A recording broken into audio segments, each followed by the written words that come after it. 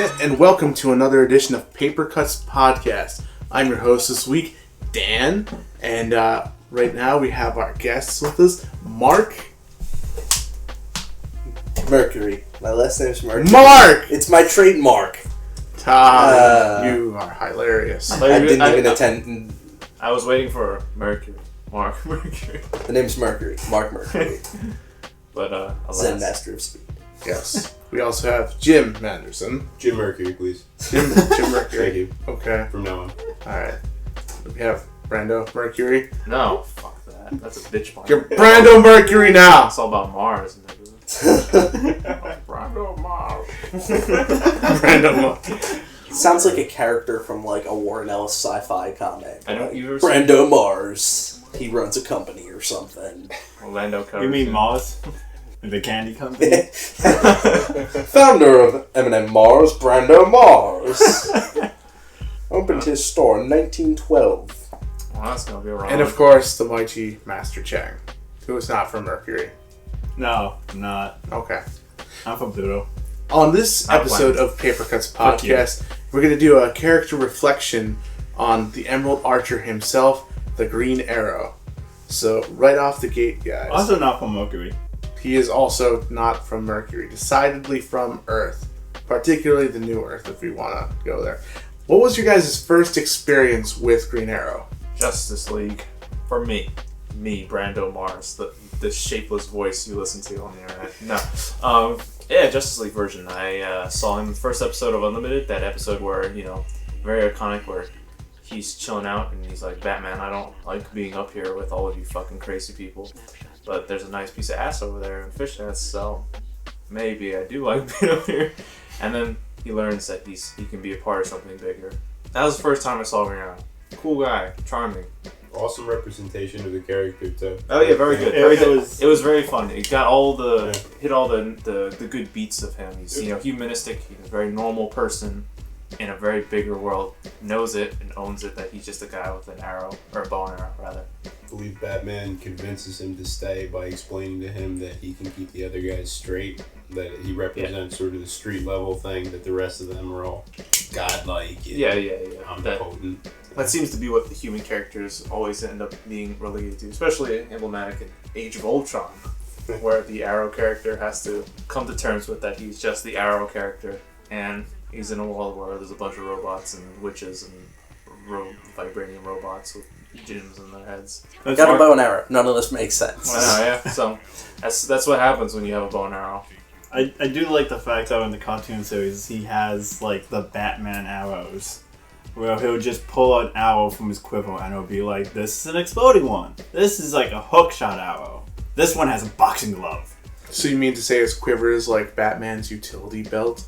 Sort of, yeah. Except they're not always for the perfect moment. I never seen him pull out an arrow and have it say shock repellent on it.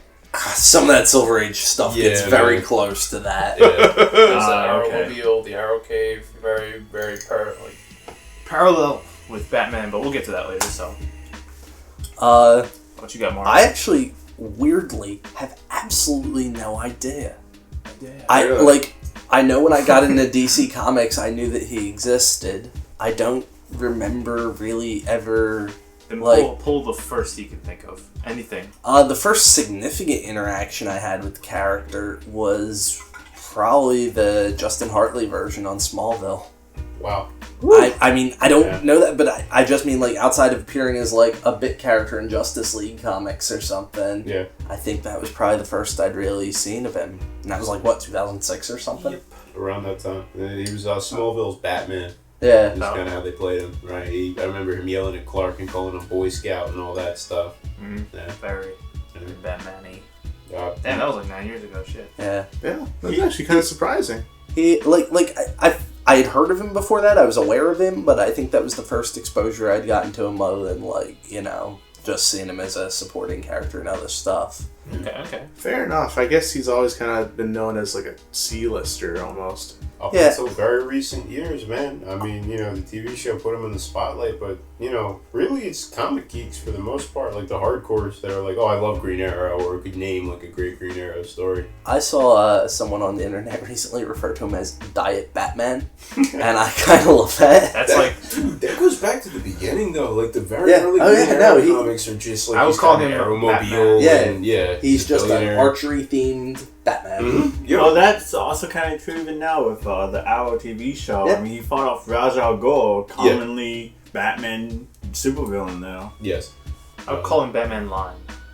I would feel like Diet is like a supplement, like it's not as good. It's like, no, it's a different taste, but it's still the same idea. What they were implying was that the CW show couldn't really plumb the depths of darkness the same way like the Nolan movies get psychological, and so he was the Diet version of Batman. Television-friendly primetime version of Batman. Okay. I say it's like low carb or low cal Batman. Because diet implies an inferior product. Yeah. You know what I mean? It's no trans fat Batman. Yeah, like if Batman is, I don't know, like crack. Ollie is just like a line of coke. It's like not. You're okay. Like you're a friendly line of coke. Slightly saner analogy there, I'm sure, but. Diet was fine. I could have just stopped for the 2% of people that listen to our podcast, you just hit the nail on the head for them. You just gave me a good idea, man. I could have gone with a milk analogy. 2% of 10. So 2% of 10. That's it's 1. Yeah. I don't care. No. 2% of 0 is 0. Whatever. 10 people. Whatever. My first exposure to Green Arrow was probably trading cards. Like, when I was a wee tot, trading cards for superheroes and comic books were fucking huge. Like, they sold trading cards for little kids that liked sports. I wasn't one of those kids. I was. Got 4-wing Gretzky's lined up for when I get big. That'll pay that mortgage. Well, I wasn't cool and I had poor eye-hand coordination, so I bought superhero cards. Which were also big at the time. No, I also had some of those. I traded some X-Men cards on the recess black top once upon a time. That's what's up, man. That's what's up. It was X-Men series. I would always keep Beast. He looked coolest on his card. Okay. Continue your story. It's not much of a story. Yours is already sounding more interesting than mine. I'm just saying, the first memory, if I plumb the depths of what I got going on up here, the first time I ever saw Green Arrow was probably on a DC Comics trading card, and I don't think I knew who he was or what he was until way later. But I'm like, okay, so Batman hangs out with a Robin Hood dude sometimes, Okay. So also probably with the Justice League cartoon. I mean, I did know about him before that in a little bit more detail, but that was the DCAU version was the first time I saw him as this is who this character is. Right. When he's on he comes out and gives his speeches I'm an old time lefty and I think that people, the government should do for the people what they cannot do for themselves. And I'm like, okay, so that's his shtick. That's what he does. Right. That's probably my first experience with Ollie. Master Chang.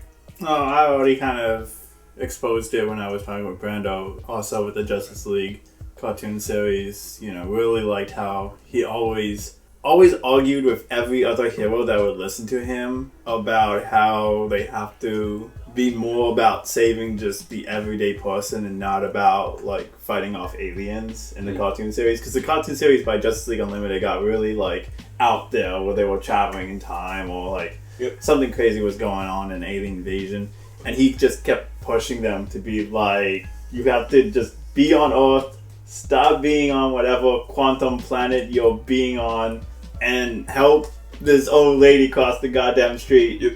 That's why they used him so much in the first couple episodes of Unlimited. He wasn't in the first 3 seasons of Justice League or whatever. When they got to Unlimited, they opened up. It was I'm pretty sure the first episode of Unlimited, if I'm not mistaken, was a cold open of Green Arrow with a boxing glove arrow, stopping people from knocking over a liquor store. 7-Eleven, but okay, all right, yeah. I just remember because I was man, those slushies look good. But I have a weird history with him, which is not too much, but I read smatterings of him in the 90s, so I know him from the Green Lantern, Green Arrow comics, but I only read a couple of them back in the day, and I read him sometimes in Justice League of America, and that was it until the cartoon came out. Yeah. So by the time the cartoon came out, it's I know this guy. It's Green Lantern's pal, Robin Hood. I approve of that. What I love is, and I'm sure we'll talk more about Green Lantern, Green Arrow, but before they shopped him over to being partners with Green Lantern, because they were trying to combine characters who were failing, to, like, they did Adam and the Hawkman at the same time. Adam and Hawkman at the same time was another title that was out. But apparently their first attempt to match Green Arrow with somebody was Green Arrow and Martian Manhunter, because both of them were dipping in sales in about 1965. I think it was only one issue of Brave and the Bold, and then it got referenced in a Justice League comic that they, like Superman and Batman, went off and had their own adventures apart from the Justice League.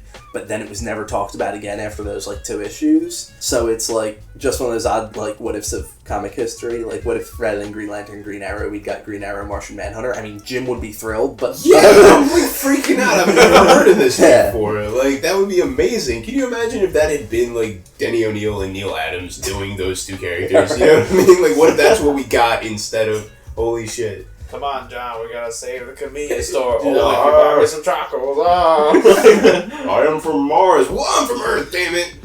I heard what you did for the blue skins. Hey, I'm a green skin. Yeah, I'm a green skin. What are you talking about, dude?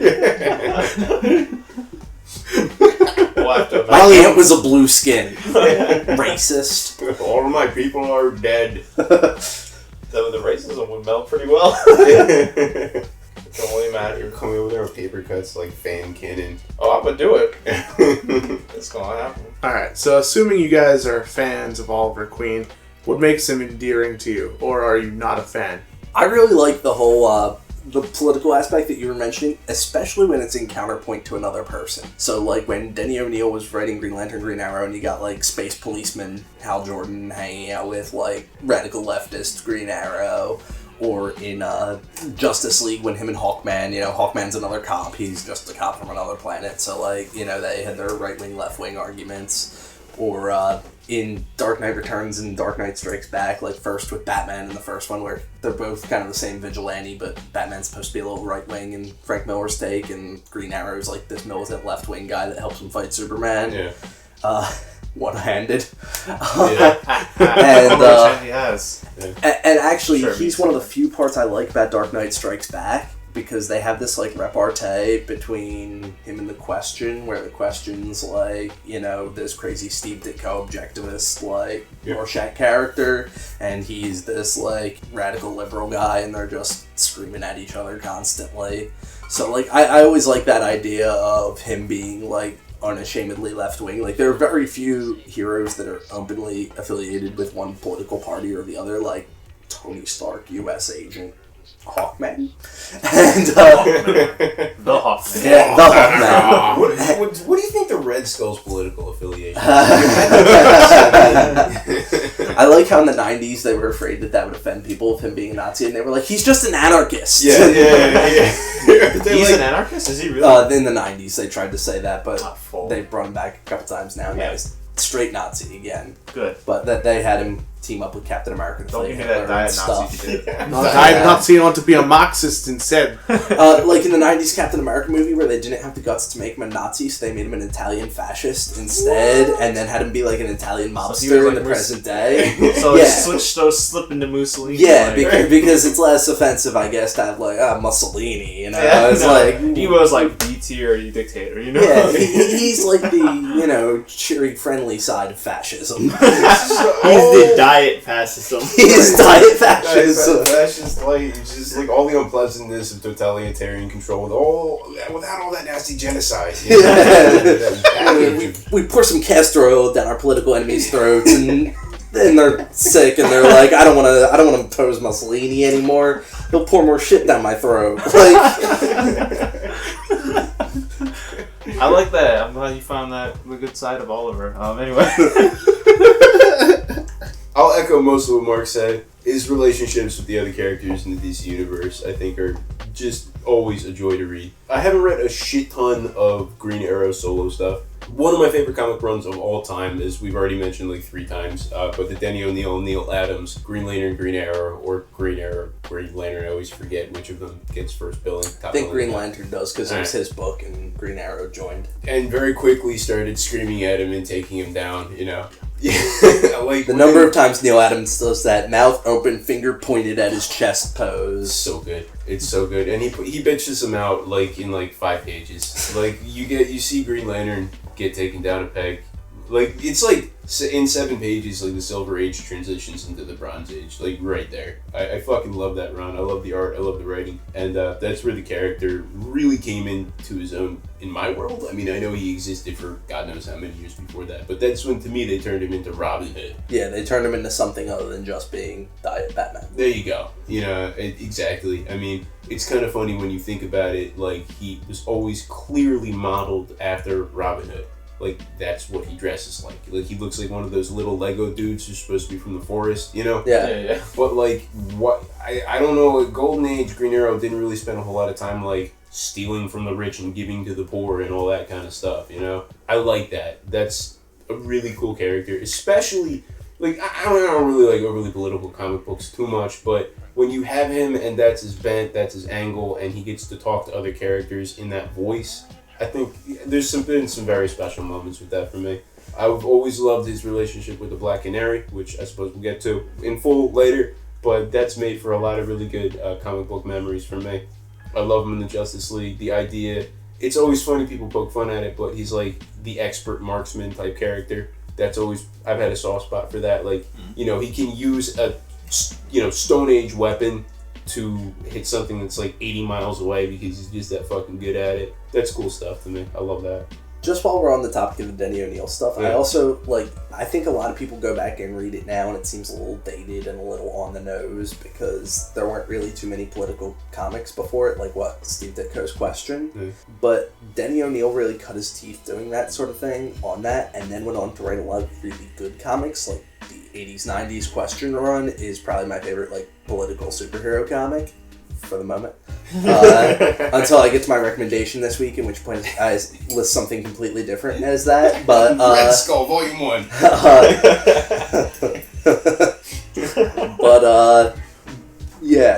So it's really it's one of those legendary comics. I'm sure we're going to keep coming back to it because yeah, man. But it's people. I thought it was going to be hokey when I went back and read it for the first time because I'm like, okay, this was made for teenagers or whoever the target demo was, and they're playing around politics for the first time, and I thought it was going to be hokey and shit, but reading it then and rereading it in prep, even the way they tackled drugs, it's famous, you know what I mean? My ward is a junkie. That comic is really well written. I mean, it's using kid gloves to tackle the issue, but it's good writing. It really is, and I think it holds up. I really do. The kind of esteem it has up. But yeah, for myself, since we're slipping into the next person, which is me, Brando, King of Mars. My favorite part of all I got... Brando Carter, Warlord of Mars. Don't you forget it. You can basically take every title you want of Mars. There's no other people on there. Except Matt Damon. Except for Matt Damon. I'm in good company. Oscar winner, Matt Damon. Might have seen him in the Bourne Ultimatum. New film, Mars, out October 7th. Actually, I have no idea. Anyway, where am I? Oliver. You already mentioned the political side of him, Mark, and I really do enjoy his unashamedness and his liberal ways. That is something I really don't see in a whole lot of characters, which I do appreciate as well. I won't touch on that much more since you've already expounded everything that I would want to say. Same thing with parts of what Jim has said. His relationship to Canary, we'll start with there, yeah. There's a lot of simple things about Oliver that make him an overall more endearing character to me. The fact that he has a political stance is unashamed about it. The fact that has a normal relationship with the character, a committed relationship, and he's also becomes a family man. He's a good father. It's not something you see overly common in comics nowadays, especially with the brooding. That's something, yeah. He's not overly stoic. That's the point. If for my Final Fantasy people out there, he's like the Zidane of human base level characters. And for you, Mark, that's like... I just assumed you were talking about the soccer player that headbutted some dude. Oh, no, yeah. No, for Final Fantasy, it's the protagonist for Final Fantasy IX. He was like the notably first protagonist of a Final Fantasy game to be cheery, to be happy. They're all so stoic and brooding and have these dark pasts and like can't get happy because someone killed their parents in an alleyway or some bullshit. Clone with amnesia. Yeah, clones with amnesia. He used to be a soccer player and everything washed away. So. He's talking about 10. I was like, what? Yeah. Mark is completely out of the window. It's okay. We are with you, Jim, and I'm sure. I actually played that game too. I didn't really it doesn't explain itself until the end, and even then it doesn't make sense. It doesn't make sense, but it makes you cry. It's the weirdest game ever. I enjoy that he's not stoic, Jesus, I'm losing it. Okay. I like that he's a street level character, and most street level characters end up kind of being a little bit, I don't want to say douchey, but like kind of dark. Batman, Daredevil, the ones that kind of break away from it. I only named 2, like it was some sort of big tsunami of characters. But anyway, I take your point. The vast majority of them are. Yeah, a lot of them are. Unless they're a sidekick. Unless they're Spider-Man or Green Arrow, and they're happy. And even Spider-Man does a fair amount. And Spider-Man will brood a lot and quite be like, oh man, I can't do this anymore. Uncle Ben and Gwen and John DeWolf and everybody I ever knew. I know, so. But yeah, he manages to get by, so. It's all the little details about Arrow that make him special to me. Chang, for me, I don't have too much on Green Arrow. To me, the way I see it as, this is the guy who goes home and watches the news. He'll go home, put on like the news station and be like, what do people think of me? Am I actually doing a good job? Let's be honest, we know Batman doesn't watch the news because it's all going to be covered up bullshit stories. I'm with you, Chang. Superman, he's like, I'm wonderful, I look at the newspaper. I bet Superman can't help but watch the news. He sees everything. He'd be like, it's all it takes. It's like, God. You can hear radio waves. You can see radio waves. You can smell and taste and touch radio waves. But it's like, this is the guy who actually cares what people think about him. Mark's like, fuck me. I'm just thinking about how annoyed Superman must be to like at the same time be like getting like NPR in like one ear and like Rush Limbaugh in the other and like weird krautrock station banging down the door in the middle. Like, you think if ever like some old lady baked him a like plate of cookies, he's like, smell these. He like takes a whiff and like there's a dog like 50 miles down taking a shit, he would still smell that dog taking a shit. We ask the important questions here on Paper Guts. On Superman. Superman the podcast. I thought you were going to say Supercuts for a second. Supercuts. Get your haircut, fellas. Supercuts. I forgot that was a chain. I got you, Chang. He watches the news. Yes, got it. Yeah, he takes criticism. I enjoyed that, just to punctuate what my colleague is saying, There's a lot of times where he'll take advice from his team or his friends or his wife or who it be. So I enjoy that part of him. He's not like a total like tunnel visioned straight he has a flaccid ego that needs to be stroked. Well, that too. It's good because he dishes out a shit ton of criticism to people. Like, that's usually his role, is to like bitch people out a little bit. Like, hey, Mr. Space Cop, why don't you come home, and like pick up the trash or something, take out the garbage, do the dishes, do the small things. Like, he's always yapping at people. And like, I can definitely see him as a dude who will like be listening, like when Roy got hooked on the whack balls, you know what I mean? Like, he had to like take a step back and be like, okay, well, we've been approaching the drug problem the wrong way. This is one example. I assume that's what you're going with. Oh yeah, yeah.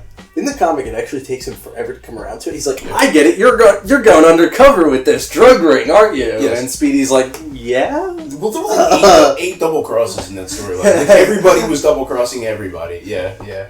I find a lot of things endearing about Oliver personally. I like his visual style. The fact he starts off looking very, very much like Robin Hood. He's got the little cap with the red feather. Visually, he's kind of stimulating, and then he kind of changes over time to have the hood.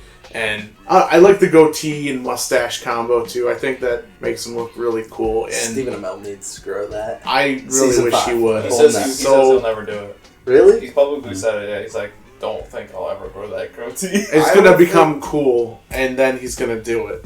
I think he might.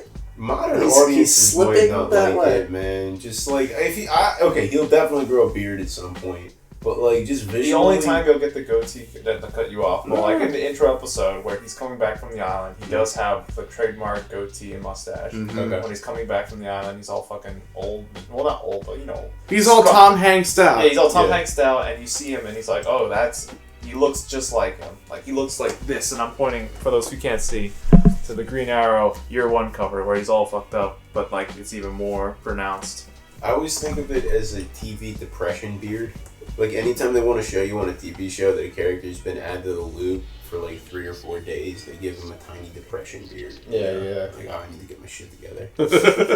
I remember that from, like, Jack Kirby Fantastic Four. They'd always have Mr. Fantastic with that, like, when Galactus was coming or something, like, to show that he'd been in the lab for, like, 4 days without sleep. He'd be like, I'd have the dark circles and the, like, scruffy beard, and he's like, I have it! This will reverse Doom's process. It's like, it's always a few hours past the 5 o'clock shadow. Yeah. It's like the 9 o'clock depression.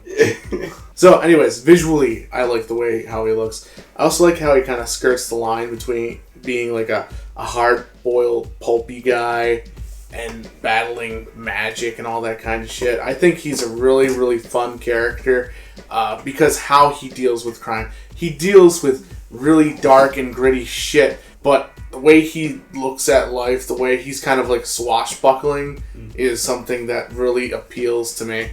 And he does get depressed, and that's another thing that is really, really cool about him. He has so many flaws. He fucks up over and over again. He has one of the richest histories as in the terms of like dealing with his supporting cast. How much he can fuck up, how much he proposed to that person and then made out with somebody else and had a kid here, and nothing ever works out like he plans.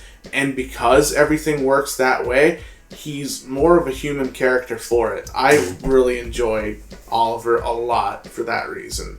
I like how we went around, everybody talked about every one of his relationships except for Roy. Nightwing type, you know what I mean? Like his protege, his wards, you know what I mean? Like that's a big component of his. He's like the surrogate father of Roy. So just one of you guys, do you have a personal favorite version of the Green Arrow? Gold Age, Silver Age, Mike Grell's run, Connor Hawke, New 52, Arrow, the TV show, cartoon animated? Who wants to go first? Just to be a jerk about it, I like Frank Miller's Green Arrow. That's a good one. That's a good one. I mean, you only get a couple panels of it in The Dark Knight Returns. Yeah, he's in one issue of Dark Knight Returns, and then him in The Question, the best part of Dark Knight Strikes Again, and then that's all he ever said. But that right there sells me. That's a fucking great answer. I just love the image of the fact that he only has one arm. You know, he's a one-armed archer, and he just fucking wants revenge. And he's like the other dude. Like, I think Batman did technically, you know, he definitely retired in The Dark Knight Returns, but I don't think the Green Arrow ever really did. No. I think he's the one that was always on the run from, you know, the fascist. I guess he was forced to retire when they had him locked up in prison for a while. But he never, like, actually retires, though. I mean, yeah. Did they have him locked up in The Dark Knight Returns? I don't think so. I don't remember. I'm pretty sure he had to break out at one point or something. That's interesting. Maybe it was in the animated movie? Maybe it was only in the animated movie. I don't know. That very well could be. I mean, there's so many to pick from. There's so many different versions of the character. We've glossed over a bunch of them here. You mentioning that you like the Dark Knight version, Mark, has kind of juggled some things in my brain, pulling back, not exactly to spark what I think is my favorite Green Arrow, but something I do appreciate about Green Arrow is that the anti-authority kind of sort of stance he has, not like towards society as a whole, but towards Superman and Batman, because in the League, it's kind of like, you know, they obviously run the show, Batman, Superman, they do it, no one bothers them, or at least no one questions them traditionally. I feel like there's a lot of instances where you can find Ollie's like the only one who really will take a step and just be like, no, these guys aren't right, you know. His appreciation or that free spirit is something I've always thought is pretty unique to him compared to everyone else in the DC universe. I'm not sure if it's like always portrayed to the max, but in that instance right there in The Dark Knight where he's still trying to be a hero despite, you know, well, hero tentative. He'll never give up. Yeah. He'll never ever go. He continues to subsist throughout all the years he's alive until he's killed. you will have to kill him to make him stop doing whatever he's going to do.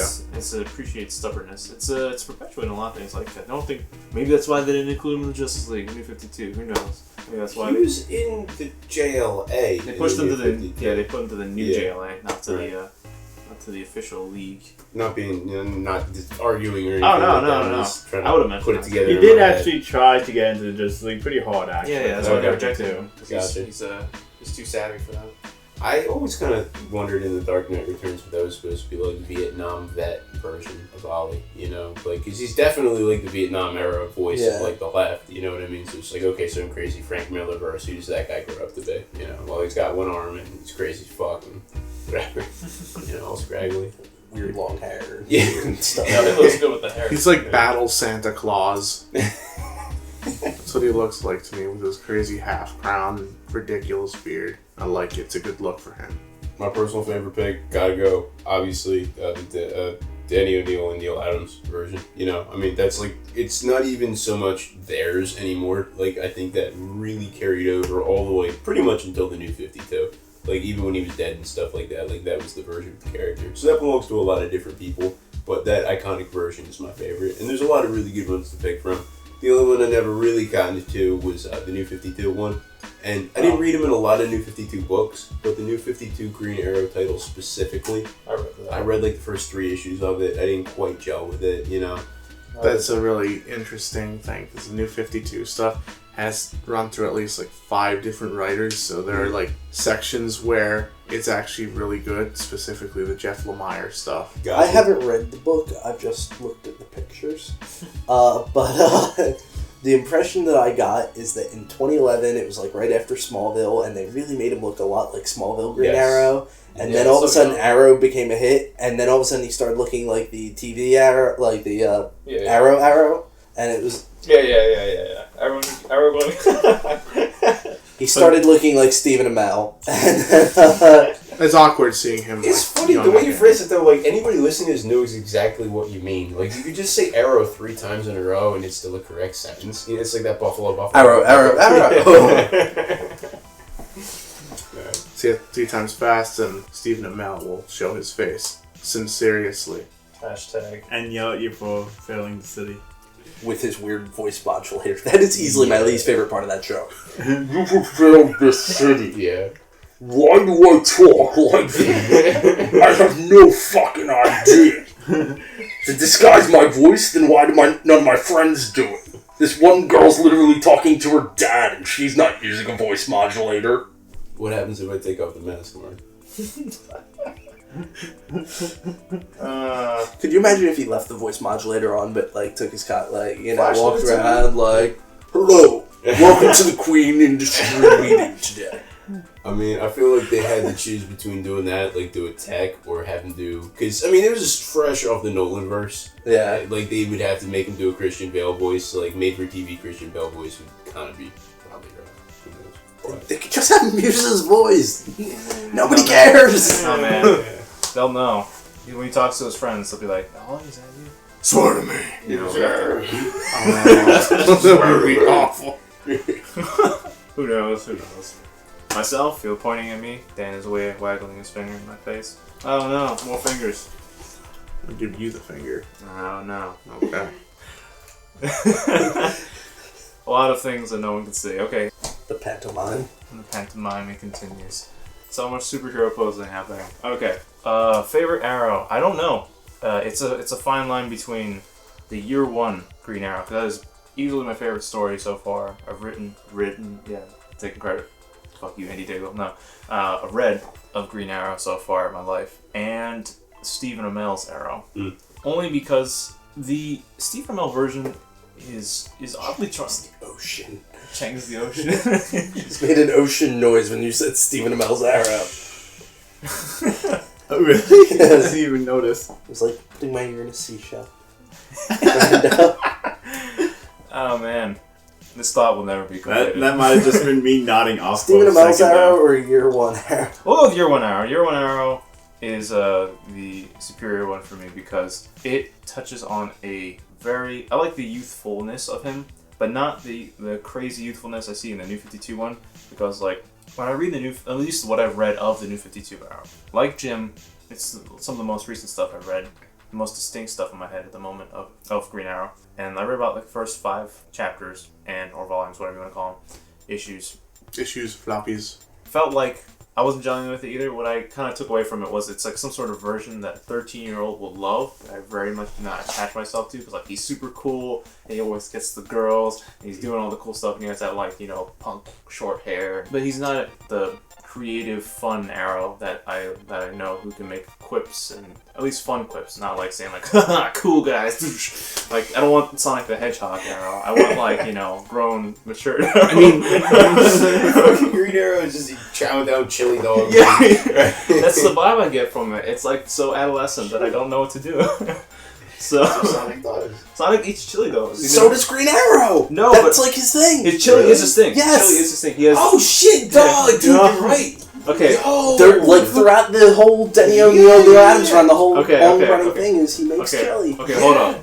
That was just ironic. That wasn't supposed to happen like that. Fun fact. I thought you were making fun of me for making that. He's totally right, dude. I've seen issues of JLA. There was a Christmas JLA issue back in the 2000s where they had his chili recipe. Yeah, it's on the back, and like everyone is doing all. I remember the fucking panel. It's funny as shit because everyone is doing things. John is freaking the fuck out. He's like, "Bye Mars" or whatever the fuck, you know, freaking. And then like Flash is waving his hand like Supersonic. He's like, "Now I have something to use against Captain Cold." And like, and Batman's at the front smiling. He's the only one not suffering, and he's like, "Needs more crackers," you know.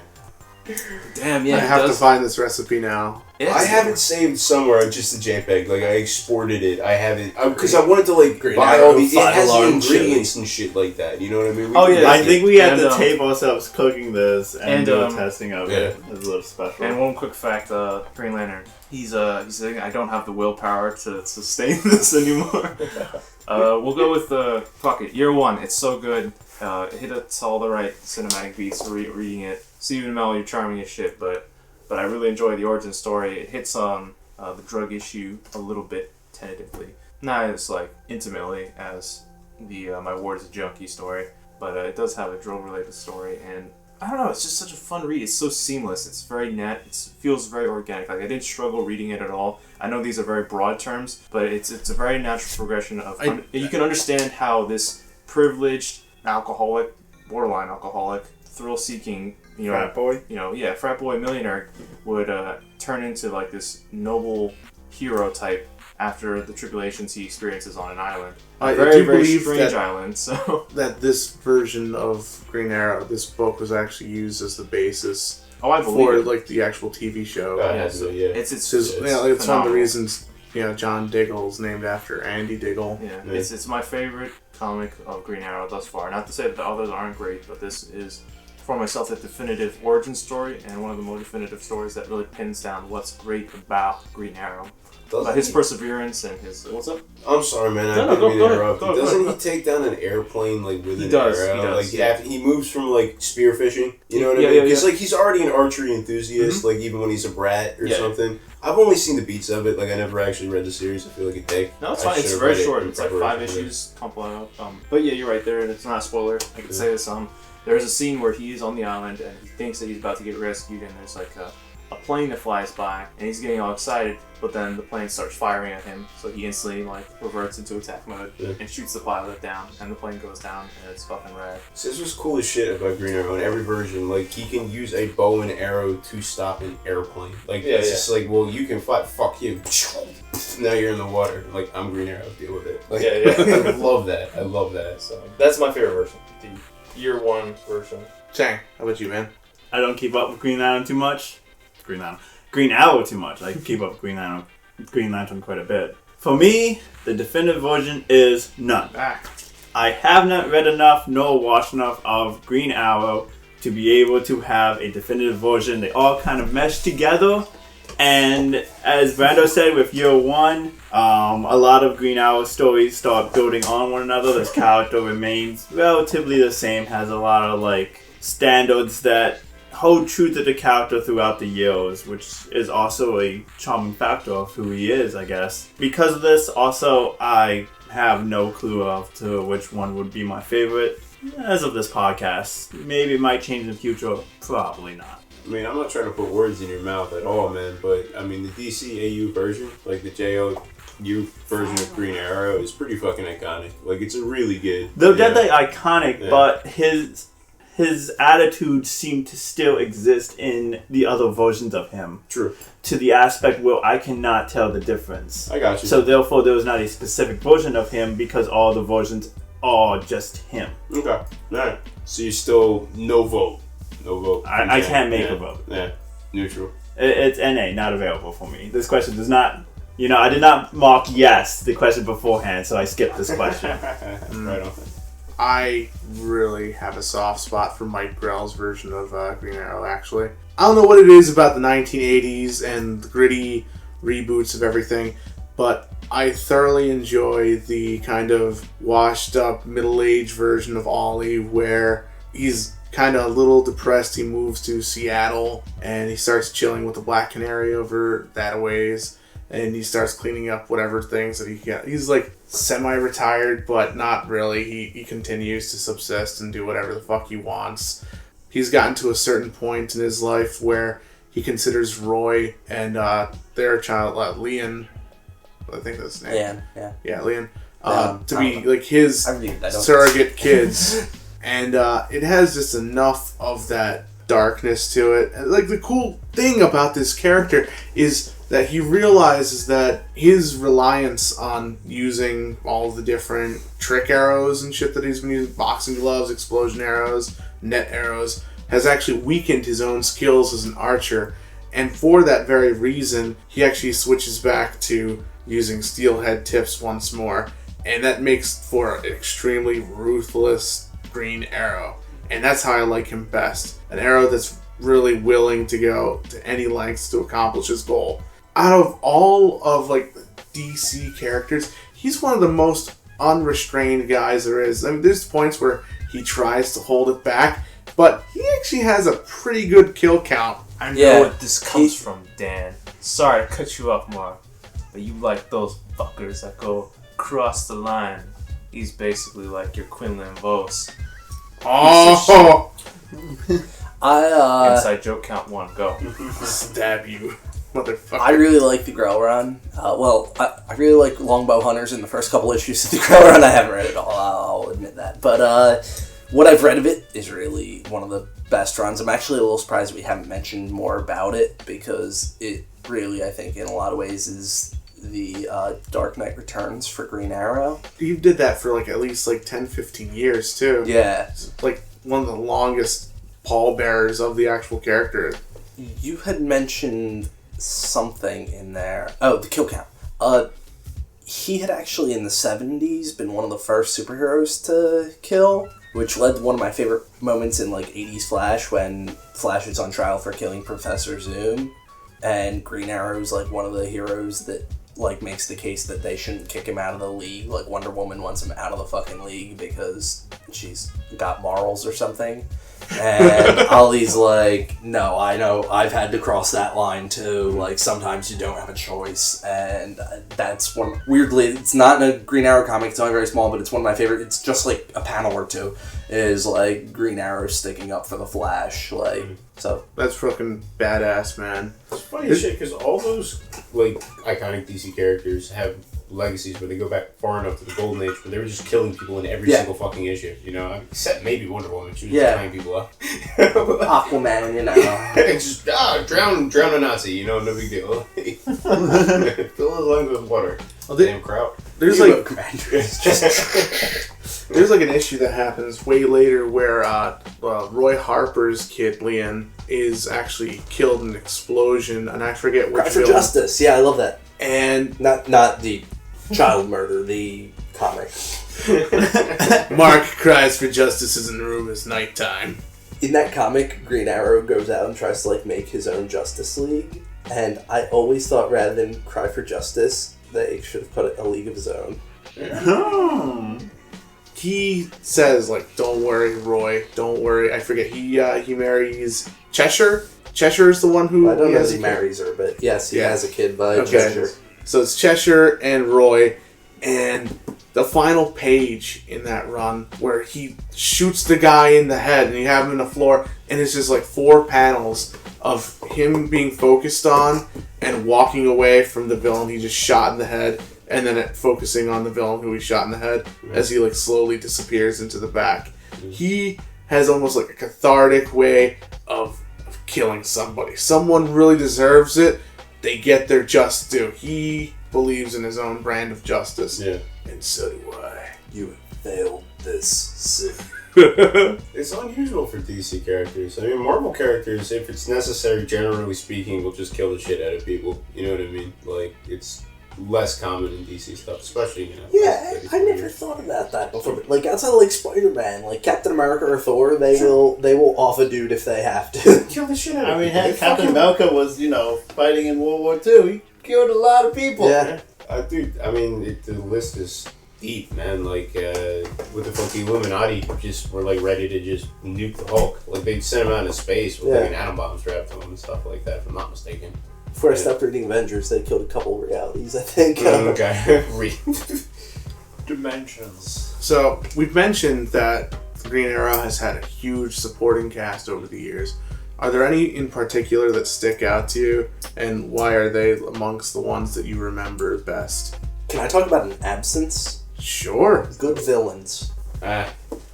He's got a shitty rogues gallery. There's Merlin, the Dark Archer, who's kind of crummy in the comics. He's, believe me, John Barrowman, Captain Jack, he sells them on Arrow, and I love that version of the character, but the comic version of Merlin does nothing for me. Count Vertigo I don't think was even originally his, but kind of sucks in the comics. The Red Dart, need I say more?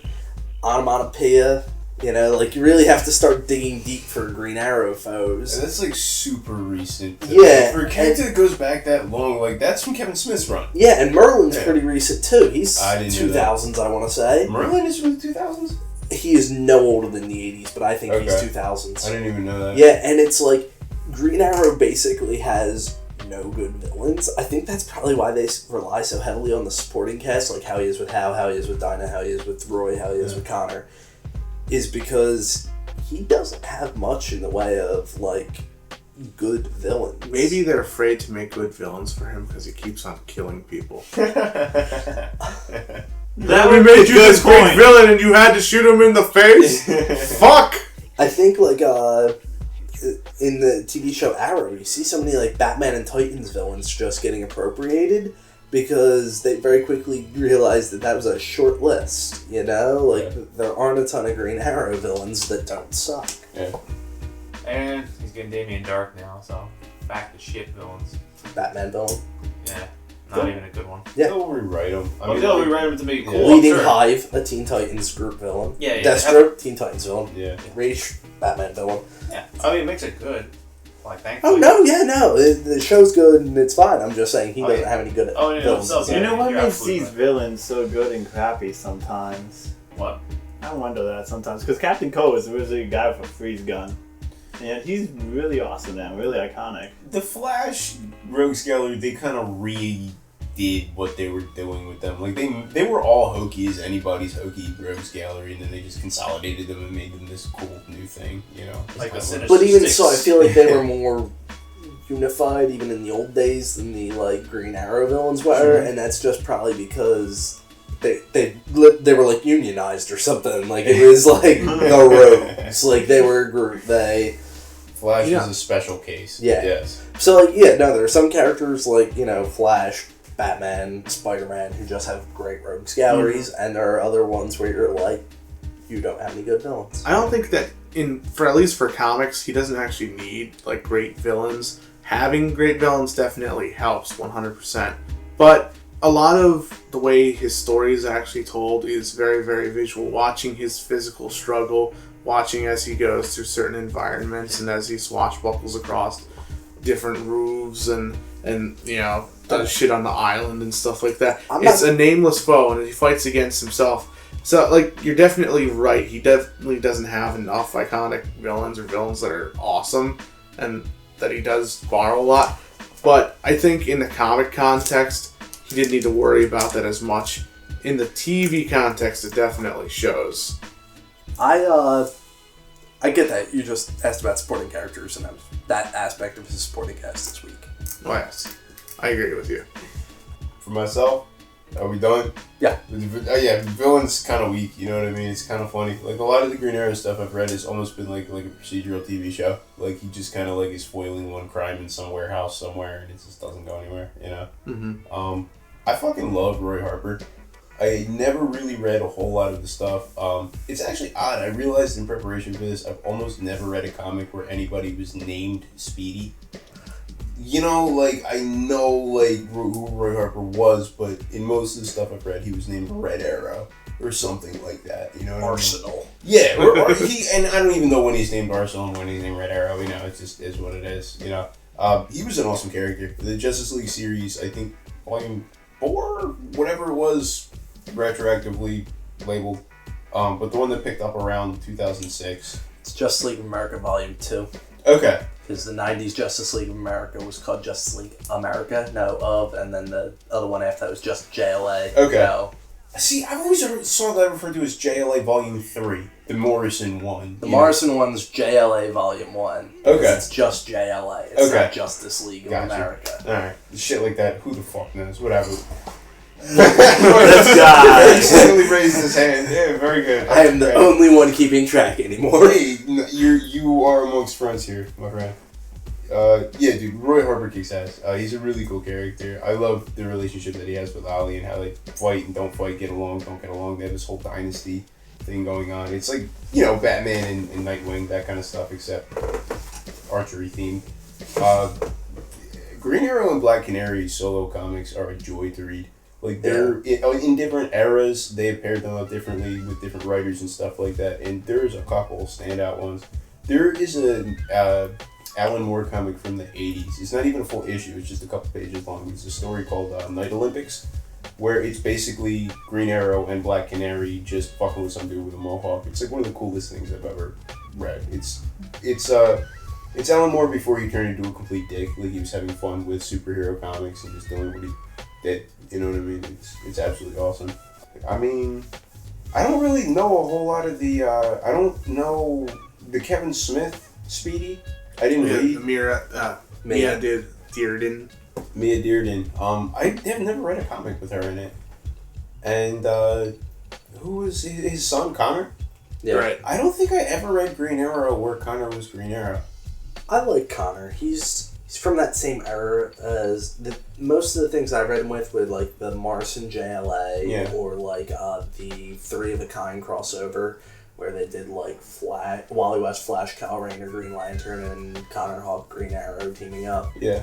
So like I mostly know him in a group context, but I've always liked him. You know, he's an inventive character. I do feel like they dicked over Roy Harper though, because out of those like Titans, he's like the main one that, you know, Dick became Batman, Wally became the Flash, and Roy never got. Even Donna got to be Wonder Woman for like 5 seconds. Just call me Red Arrow, guys. Yeah, it's like I think he did it on purpose. I think there was a panel, if I'm not mistaken, some story beat where one of the elder members of the jail was about to dub him the new Green Arrow, and he like cut him off and said, "No, I'm Red Arrow," or something similar to that. I don't remember exactly. That seems to be a continual thing too with the video game Injustice.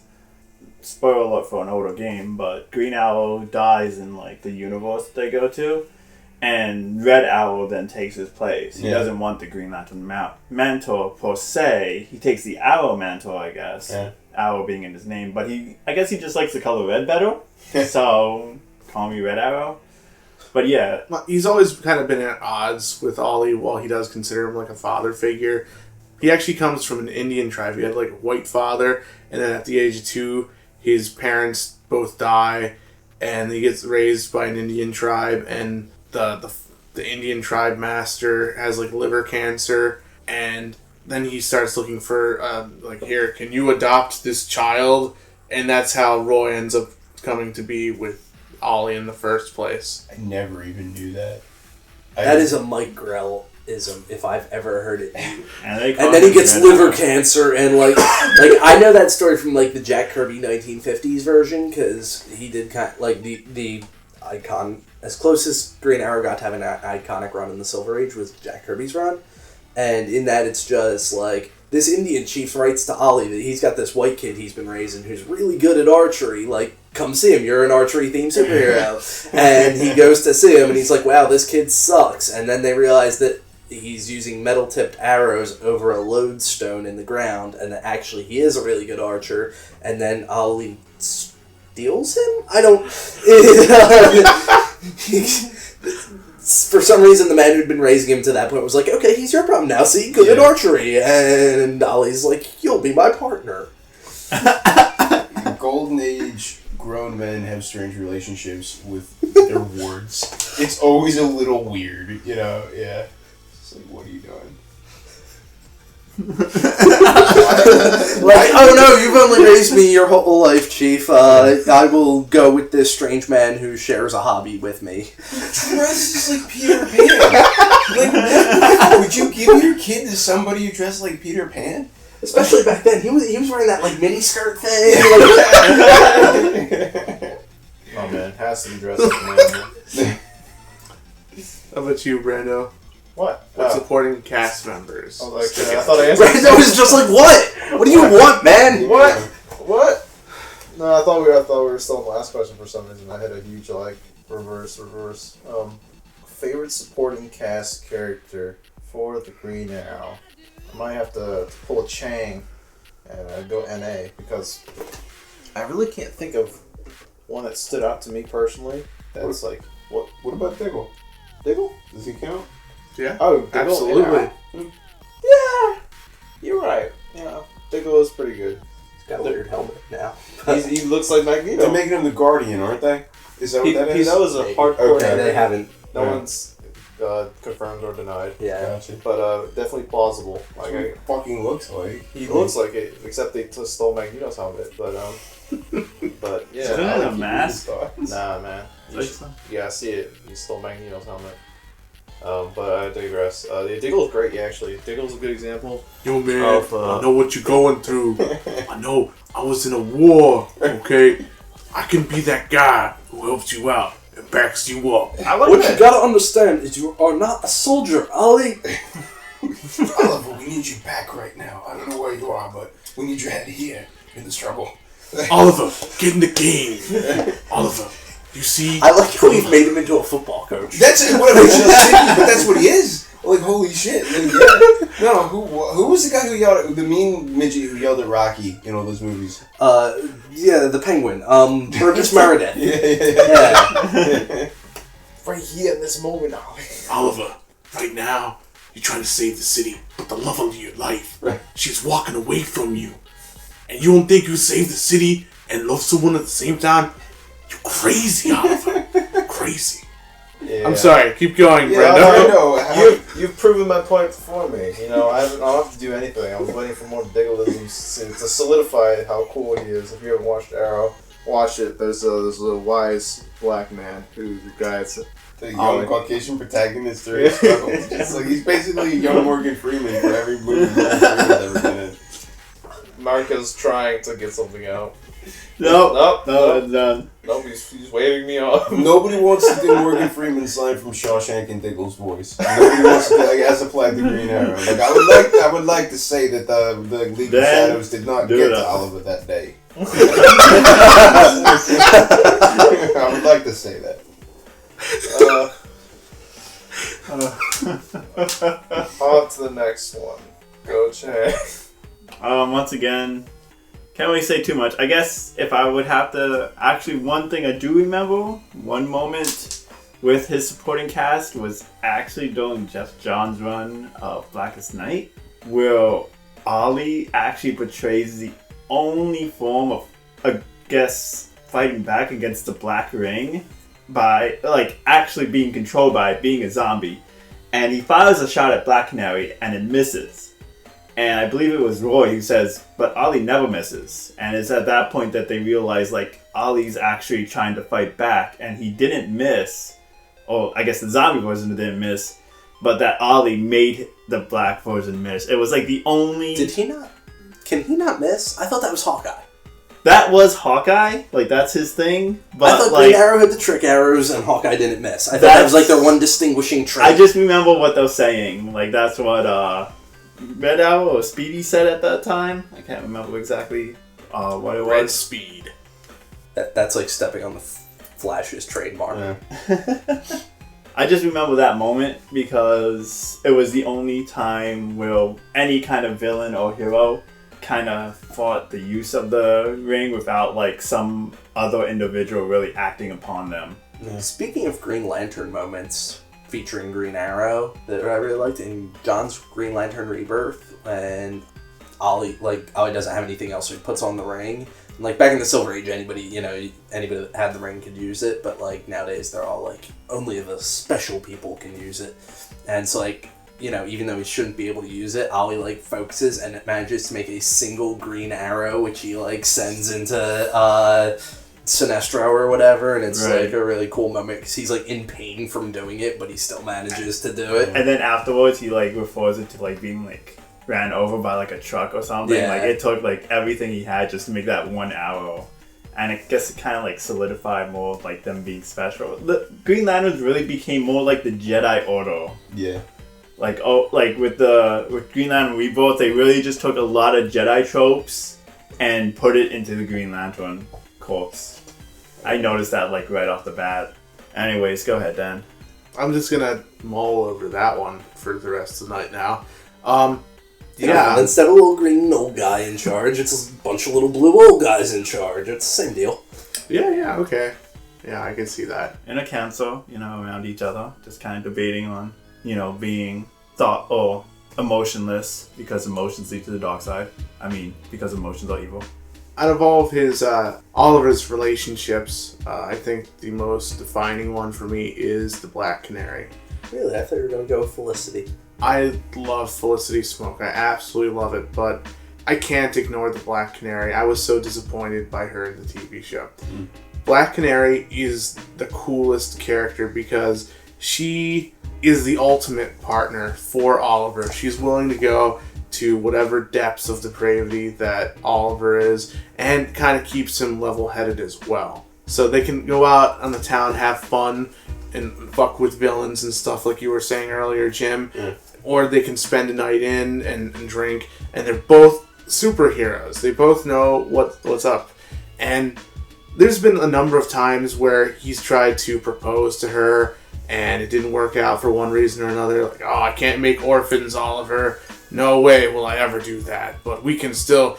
Our relationship works because we are independent, but we work together. So that's why it works. And they spent so many years just going back and forth, working with each other, and then being pissed off at each other due to miscommunication and splitting up, and then coming back to each other again to the point to where they actually got married at one point in time, and that was a really cool run. It was. The Judd Winnick run in, was it the early thousands? I think it was the mid to late. Yeah, it was like 2007, 2008. Yeah, Judd Winnick and Cliff Chiang, and starts the wedding album after he gets resurrected. It's fucking phenomenal. I just love the way that they can be partners with each other.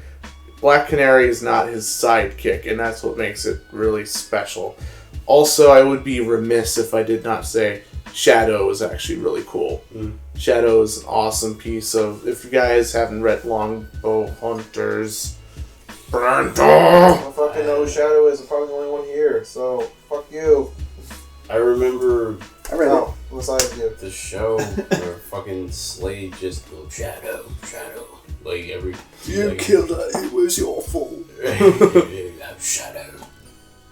You hear me, kid? I keep my promises! Always keep my promises! Actually, he's a really cool supporting character, and that's the only version of Slade that I know of that works with Arrow that way, but it ends up being he's a supporting character. Yeah. Just because he's fucking awesome. Yep. Why is he awesome, Mark?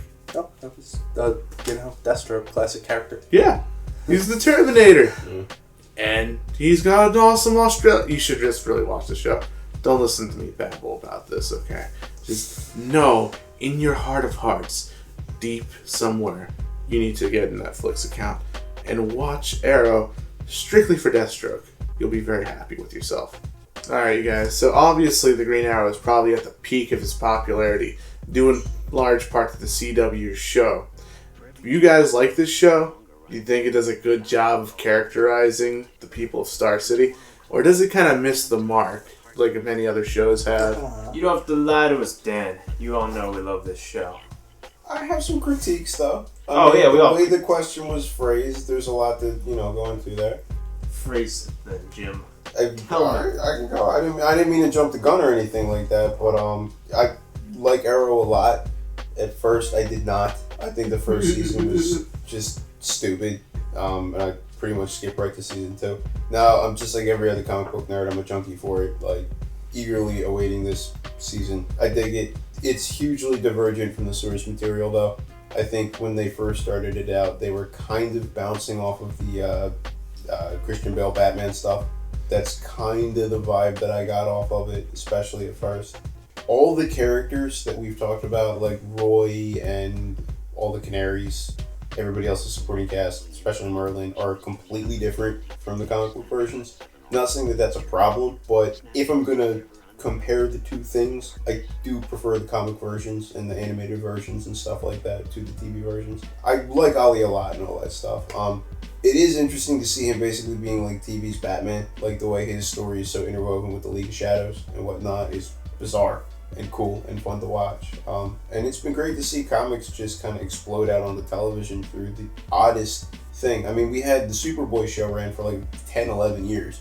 And now somehow this has been the threshold breaks, and now Geekdom spews all over to the CW of all things. It was always meant to be there. Yeah, they have had like 20 years of shows about witches and vampires. It's actually, in a certain way, the I'm not going to say perfect setting because, I'd love my HBO Green Arrow series, but, it's, if you're going to do a DC universe, it's kind of the only network that isn't big enough that they feel like they're risking something by putting that many shows on it that are related to it. Yeah. I really like the show. Like, echoing Jim, season 1's a little hit or miss, mostly missed. The first half of the first season is friggin' abysmal, like unwatchable almost. The biggest complaint I had was always the female cast. I thought that they had a really weak starting female cast, but they got rid of some of the members of that, and they brought on some new supporting actresses, and really the only two they stuck with, they've done an okay job of rehabbing to some degree. Yeah. I really like the whole universe feel. I mean, in Flash, Flash is a spin-off of that, and they're spinning Legends of Tomorrow off, and Constantine's tying into it. So I really like that because I get to see a DC universe on the screen, which is something that the DC movies still have not done. And They have successfully. Who knows? They might not. Everyone's like hyped, like, yeah, Wonder Woman's coming out in 2017. And it's like, not if Batman vs. Superman doesn't meet expectations. Yeah. I love Arrow. It's not as good as Flash, but I love Arrow. I watch it. I don't make a point of watching it when it's on, like I did for Flash. I can wait a few days and catch it on DVR or something, but it's A-okay. Yeah. Haha. A-okay. Super freaky to see the Green Arrow being such a popular character in mainstream culture. Like, of all the comic book characters. It's probably 50% responsible in Stephen Amell's abs and chiseled face and possibly his dreamy eyes. When season 2 came out and they just did the salmon ladder situation. Is that what that thing is called? Yeah. Where he jumps the peg up. Every episode they were doing that. Yeah, it was that was also the year Guardians came out, right? They realized the demographic was like, wow, women love this shit. The season 2 promos in the comics were just like Ollie, Roy, Diggle, and I think that was all. Just all standing there like shirtless and like kind of like oiled up and like in some like dark green light and stuff. And it was like they definitely knew that I'm gonna tell you they were selling man candy to a certain extent. I gotta admit, like, it's very attractive for. Well, I don't know. I have to admit this. It's very attractive for a female audience, but similarly, I kind of find myself wanting to work out more. Watching him work out. He's self-motivated. It's strange. If I watch too many episodes of Arrow in the row, it just makes me want to like just bulk the fuck up. Just get swole. I'm already working on it. Next time you see me, guys, I'll be in the Cape and Cow. But But yeah, I'm gonna build this podcast. Outside this room, outside the gentleman speaking with me today, every person I know who watches Arrow is a young woman in her 20s. Yeah. My mom watches it. She's an old woman in her 50s. Yeah, so there you go. It's either, female appeal for Arrow is part of the reason why it's garnered attention. Because I think just generating any attention is good, and then it'll just snowball off that, hopefully. And thankfully, it's shaped up on the whole. We mentioned constantly that it's not our favorite Espionage show. We all love it and we all enjoy it to a great detail or a great extent. Thank you. That's the word I'm looking for. Something to regimen that. But I think it's undisputed. Just to make a mini conversation out of it, I think it's kind of undisputed in general that Flash is probably the best comic book show on television. Period. Yeah. Maybe the best comic book live action show. I'm sure there's some Walking Dead fans out there that would argue with us, but I think in this room at least it's the consensus. It's not even fucking based on the comic anymore. It's not. Yeah, it's totally its own entity. I've read like 120 issues of Walking Dead, and this is like, all right, you kind of vaguely following it. The show is entirely different, and I'm not going to have that argument right now, but I know I have backup now. But I have my secret Jimzuka weapon back again. So look at G.I. Joe. Jimzuka. You're from the Outback. Like, a boomerang. And like, not a bother me. Yeah, cute. He can also be one of boomerang, a bazooka that fires boomerangs. Of course, and then they come back into the back of the bazooka. Like they circle back, and he says catchphrase is like, "Can't wait to bag me another dingo" or something. And the toy would change colors when it got wet. Wait, we just. Did you think this all up beforehand? No, right off the bat. You're welcome, 90s marketing team. If you can hear this through the echoes of space and time, you owe us money. You owe us some royalties. 25 years later. I'm starring in the sequel to Rise of the Cobra. I don't know if I'm gonna tell you guys that. Oh my god. I've been waiting for the sequel. Maybe Channing Tatum's coming back. Anyway. Channing Tatum. He's too busy doing Gambit. Anyway. If they can find someone to film it. God, where were we? I lost it. Fucking Arrow, man. Oh, yeah, Arrow. Everybody admits Flash is a better show. Thank you, yeah. Flash is a better show, and it's no denying. And comparing it to its spin-off is kind of a natural point of contention, but that doesn't take away from Arrow. Arrow built up an amazing foundation for Flash to launch off from. And there's a lot redeeming about it. And for myself, what I enjoy most about it, it's a very different enjoyment from when I read Green Arrow comics. Green Arrow comics, he's more quippy, he's more creative. There's a lot more, I guess I'll call it theatricality to the Green Arrow of comics, as opposed to his television show part, where it's a lot more inspiring through his will. The same feeling you get, Dan, from like seeing him, it's like, oh, I want to fucking get built now too. I can respect this version of Oliver Queen, who will not give up no matter what. Who really perseveres for his goals, and it really comes across in the writing and in the story points that he has to deal with on Arrow. I'm trying to be vague for those who haven't seen anything yet. Season 2, obviously, good place to start, as everyone's mentioned, because season 1's a bit of a weak start for the series. Not a bad start. You watch season 1, by the end you will be enjoying it. Oddly, you won't expect to, but you will be enjoying it to some capacity. I saw something about Netflix stats, like where people, because apparently there's like this drop off of people that watch first episode to people that watch all the episodes. Mm-hmm. It's like only 70% of people that watch first episode will watch all the episodes, and they tell like when the drop off stops, and that for Arrow it was episode 8. Like, if you can make it through the first 8 episodes, you're going to keep watching it. Gotcha. But if you... So basically, as soon as they stop mangling the Huntress. Yeah, that's true. The Huntress was a weird subplot that was really early on. It's sad because they misused an awesome character who they totally could have utilized very well. I mean, they made up for it. Season 2 kicked ass. And then Season 3, you get, like, I think probably my favorite live version of Ra's al Ghul. That fucking... Those are like fighting words, man. There's some Liam Neeson. Yo, I just rewatched Batman Begins, and it's an awesome fucking movie. But holy shit, that sword fight in the snow, like the season 3 like cliffhanger of like the mid-season. Yeah, the mid-season finale was pretty fucking good. Yeah. Matt Nable does do a pretty awesome head of the demon. If we never once tells him to mind his surroundings. Not once! Well, he's not talking to the detective. He's dealing with another little punk from the West, you know? Okay, so if it ever came to it somehow, and like Roswell Cool explodes, and we have to like do a podcast about him and who's the cool live action version of him, I'll back you, Jim. I got Liam Neeson. I think we just exhausted our list. Yeah, we already exhausted our list. Of what? Live action Ra's al Ghuls. There too. Yeah, it's It's not like the Joker or something. I'm surprised there's only 2 races. Still love Jack Nicholson as Joker. Oh, nice. He wasn't on the 60s show, and they haven't used him on Gotham yet. They probably can't use him on Gotham because he's being used on... they used Dollmaker on both shows. Alright. What a lame villain to be used twice in the same year. I'm so happy they had a child version of Ra's al Ghul on fucking Gotham. Cackle. He wouldn't have to be. I know. It's just like he's a toddler. Like, everybody run away. It's a baby. Maybe Jack, Talia. Maybe have you watched any of Arrow? I watched the last episode. Did you like it? And it was good.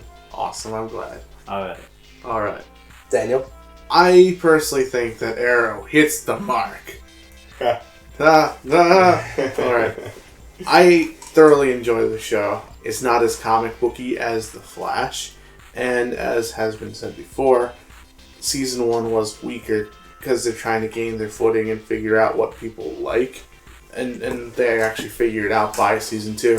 And put away all your pitchforks and torches, everybody. I like season 3, so don't kill me or anything. What, Arrow? Yes. A lot of people online hate that season. Well, fuck yeah, It man. was slightly disappointing after season 2, Yeah, but I still liked it a lot. it was a lot darker in tone. Like, I mean, granted, 2 was pretty dark, but I feel like 3 went even darker. I think that it kind of updates Oliver Queen in a really meaningful way. Like, I always liked how he was portrayed in the comic books, and bar none, that's like my favorite version of him. Comic books, because, you know, he's this Robin Hood guy, the fucking awesome beard and mustache, killing people. They've really gotten to the killing people. I love that he has a body count. I can believe that guy in the show will grow up to be him eventually.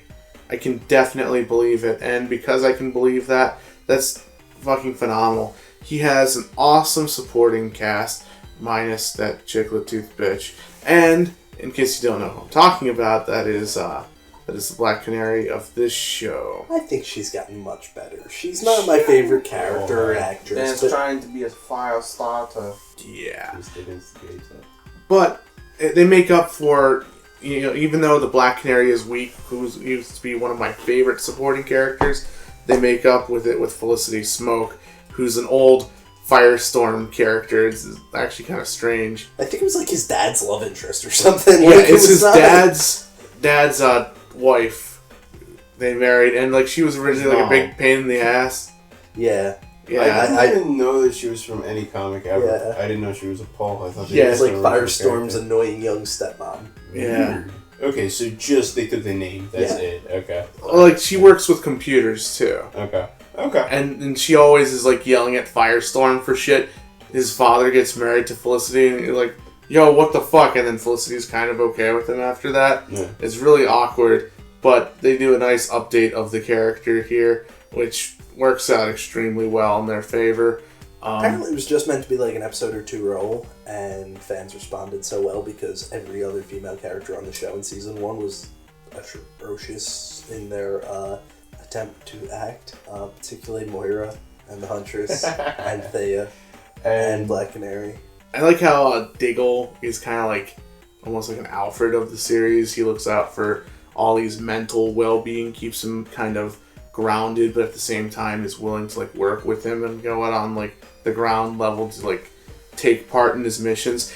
Green Arrow hits me as a guy who kind of needs a network of people to help him out no matter what. So what they actually do to the character is a meaningful update, and I think is something very smartly kind of thrown in with the comics as well too. So for that reason, the show is phenomenal, and I always dread watching it every week because I know something horrible is going to happen, and that's what makes him interesting, because he does fuck up, like I said earlier. He makes so many mistakes, and so does everybody else around him. So they really keep the one big spirit of the Green Arrow alive. That is a very interpersonal connection kind of story, and he's awesome. So, with that being said, you guys have mentioned this several times over the course of this podcast, that he's taking a lot of beats from Batman, be it supervillains or just straight up stories. Do you guys think that this, that Green Arrow, on a general whole, through comics or even in the TV show, do you think that he's just a discount Batman? There's really nothing more to him to that? Or do you actually think that there can be more threads of content within him? Absolutely. I think there's definitely more there, but I think that's because of Denny O'Neil and Neil Adams. I think that through the 40s, 50s, and 60s, he was just discount Batman. He was archery Batman. And I think that it's really hard to move away from the 30 years of foundational work on the character to make him say something different. And I think really the only successful one was the path that Denny and Neil started him on, that Mike Grell kind of continued them on. And ever since then, everything tried in the comics has been either kind of a takeoff on Batman, a takeoff on one of his other media interpretations, or a takeoff on the O'Neil Grell version. I mean, yeah, there's definitely obviously similarities between the characters, like in their publication history and points of inspiration and stuff like that. I absolutely feel like they've broken away from one another. You know, Batman and Green Arrow are not the same character anymore. And it's been that way for, I don't know, it's now 50% of the publication history. I mean, did some of that, the Denny O'Neil run started in the 60s, didn't it? Yeah, it's more than 50% easily. Yeah. I mean, I don't know. There was a Brave and the Bold issue he did in the 60s, but generally it's 70s. Okay, alright. Isn't that, whatever, nitpicking. In 20, 30 years, Green Arrow will be 100 years old, so he'll be fine. Weird as shit. Anyway, I mean, but they keep bringing it back, like the Injustice comics and stuff like that, where they gave him the Arrow Cave. You know, it was a pretty popular comic for considering it's a video game spinoff. That's definitely like not just Green Arrow's hangout. It's like, this is Green Arrow's Bat Cave. You know, I don't think he's a poor man's Batman by any means, although I do understand the comparison. From what I've read and understood via texts and accounts from readers like Mark, early 40s, 50s, 60s Green Arrow is just strictly very strict parallels between him and Batman. There's the Arrowmobile, there's the Arrow Cave back then. He has a young ward very similar to Robin. They actually do a Green Lanterns or Green Arrows of All Nations story, just like Batman. Yeah. It's there's just a lot of comparative points till a certain point. Till Denny O'Neil comes along, and then it just kind of swoosh, you know, it's then the hard shifts start to change. And thankfully, since then, he's evolved into what he is now, which is a completely divergent character from Batman. So at this point in time, there's obviously a lot of similarities still. I mean, there always have been. Just fun that foundationally, he is a human character who fights crime without any superpowers. So that in and of itself will always be like a linking point between Batman and most characters that he's compared to. But, you know, the wealth and the way they handle crime is still vastly differently how they handle it. So, and the demeanor, very much so, and everything else about him. He embraces family life. He embraces a lot of different aspects about, you know, being a hero than Batman. So I think they just have different jobs. They are. I really think of Green Arrow as being Robin Hood, like that. I steal from the rich and give to the poor type of fucking attitude versus just like my parents were shot and therefore doing immoral things is wrong, and I'm gonna stop people from doing it by being scary as fuck. Yeah. Like, those are two pretty different goddamn things. So. Goddamn Batman. Goddamn. What about you, Chang? Do you think that Green Arrow is just discount Batman? As these guys have said, he's definitely going apart from being a discounted Batman. They definitely have sort of similarities where they fight the street crime and all that stuff. But to be honest, since I don't really keep up with Batman or Green Lantern, I never really saw them as similarities. I guess that's probably because my experience with them has been after Green Lantern has diverged from being Batman. So these guys have been saying about all the stuff that made them similar back in like the Golden Age. And I never really read anything of that point, so... I just want to point out that like one of the most famous Green Arrow stories is called Green Arrow Year One. They wouldn't have called it that had Frank Miller and David Mazzucchelli never put out Batman Year One. Yeah. You know, like to be fair though, there's been a bunch of all of them have come out since Batman Year One. You know, it's clearly a Batman-inspired title. Yeah, it's the concept of Year One, not the concept of the rest. I mean, kind of like the concept of All-Star, except Batman kind of ruined the All-Star lineup. There were two. You know, and that was part of a line. It's not like this is part of the same line of... Batman did Earth 1 first, right? What? Earth 1 Batman? No, Superman Earth 1 first.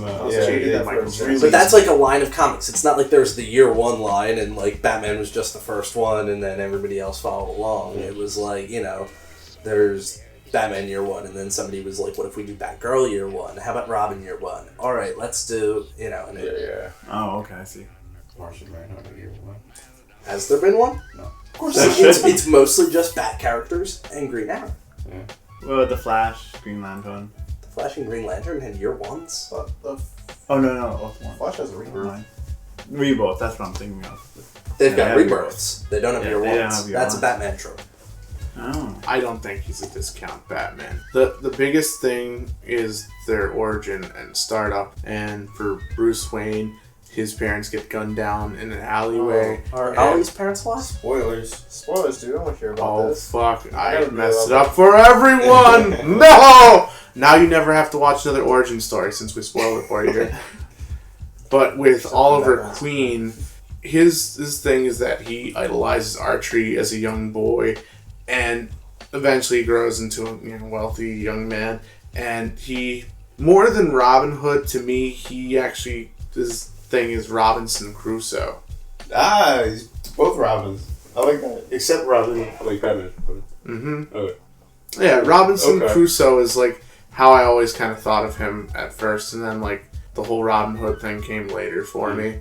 But because of that like distinction of how they grew up and how they're different and how they're like pathos, they're just completely different in the brain. Of course, you're trying to make something that's going to be as popular as Batman back in the Golden Age, so you're going to go strictly copy from him. He's almost like a Captain Marvel to a Superman. Yeah. Where it's like, we have some slight variations here and do your own thing, and then eventually he grows apart. And even though he can steal some beats and fight some of the same villains, he's kind of in a class of his own. He's a wise ass. And instead of being all broody and angsty like Bruce is, he really latches on to the people in his lives. And he's more vocal about shit. And that's something that really separates him. It's how he deals with his relationships that makes him not like Batman at all, even if what he's doing is very, very similar. What is your guys' favorite Green Arrow moment? Right here. What you got? Pointing to the book, by the way, internet folk. Year One. It's right here. You see this, gentlemen? It's near the end. It's the final issue. You see this? Okay. You're looking at a page of Green Arrow, but it's a revelatory moment for Mr. Oliver Queen. He's injured and he's saved by one of the there's captives on this island that make cocaine or some sort of drug for China White. She knows she can't leave the island, but he realizes the magnitude to which this girl went out of the way to save his life. I mean, she's pregnant for God's sake, and all the sacrifices he made just to save his life, just out of kindness. She didn't expect anything in return. She doesn't want Oliver to do anything in return because she fears it'll endanger the people that are already captives. He goes on a monologue that's moving. It talks about how she's moved him, how much he owes her, that debt that he'll never be able to repay to her, how much of his life his entire life that he owes to her now. And he then goes on to whoop some serious ass. So that point of him where he kind of realizes the kind of person he wants to become is really special to me as far as Green Arrow moments. That and that fight on the mountain with Ra's al Ghul is pretty cool. He gets stabbed and kicked off. The fight choreography on that show is brilliant. I was going to go with my favorite one is the fight on the ship at the end of season 2. Oh, that was so good. Yeah, with Slade. When he kills him, quote unquote. Yeah. Thinks he's killed him. Spoilers, sorry. Yeah, that's... Good pulls. Thumbs. A lot of thumbs up over here. I don't think I can narrow it down to just one. Like, I've got a mental list. Like he had a couple lines of dialogue on Unlimited, the cartoon that were fucking great. When him and the question are getting into it, and he yells at the question and sarcastically asks if we should privatize the fire department, which is like a dig at, the whole objectivist fucking, the libertarian type angle, which they didn't even talk about in the cartoon, which is funny. I love it when, in the beginning of the Denny O'Neil run, when he schools Green Lantern on how things work in the housing project and stuff like that. Like, Green Lantern thinks that he rescues a man from being mugged by thugs, and then, like, Green Arrow explains to him, like, no, those were the tenants of the building that he's going to destroy, and they're going to, like, pave over it and all this shit. That was awesome. Not actually a Green Arrow moment, but on the show Arrow, there was one episode that it was the background story of Felicity Smoke. I think it's called like The Secret Origin of Felicity Smoke. Yeah. And as a anchoring point on the episode, a lot of the language that they use is pulled from an old Infocom text adventure game called Zork, which I'm a huge fan of. It's the only time I've ever seen Zork referenced in popular culture. I'm a huge geek for text games. This is like, for those who aren't aware, these are video games that don't have pictures on them, it's just words. And they're constantly calling each other grooves. Nobody understands what I'm talking about, but it's very, very special. Just believe me. I know what you're talking about, Jim. Don't worry, you're not crazy. You're crazy, Jim. I have no idea. Shit. You know what? And in the Injustice comic, which I didn't even really like the game too much. I mean, I enjoyed it, but in the comic, the relationship between there were a couple great lines between him and Harley that were pretty awesome. They call it the Quiver. Yeah, that's a good one. Yeah. Oh my god, He's he like- should. Or he's like, you know what? That's actually a good idea. Yeah. Because he's like, caves are like for bats. It makes sense for him. Bears don't live in caves. They're inanimate objects. Why not call it the Quiver? And then they're like, where did she get a hover bike from? Wait, who do we know that have a? Oh shit. Lobo shows up. Yeah. Oh man, there's too many to pick an individual one. So I'm just gonna give you Buckshot, Scattershot. Those are some of the off the top of my head. Things that make At least when he fires the kryptonite arrow at Superman. I forgot that. Fuck me. I keep bringing up that Frank Miller version. Don't know why. Love it. Why don't I think of it though? Like, you already brought it up. My mind is pregnant with Frank Miller at all times. I'm like ready to just yell. That's like a horrible. No, it's wonderful. My life is great. I'm ready to. My internal monologue is just broken detective shit all the time. Like, That's fucked up. yeah, no, it's great. It's cool. I'm a happy person. The rain falls. It Yeah. doesn't clean away the dirt of the city. No, the brain on my chest is a baptism.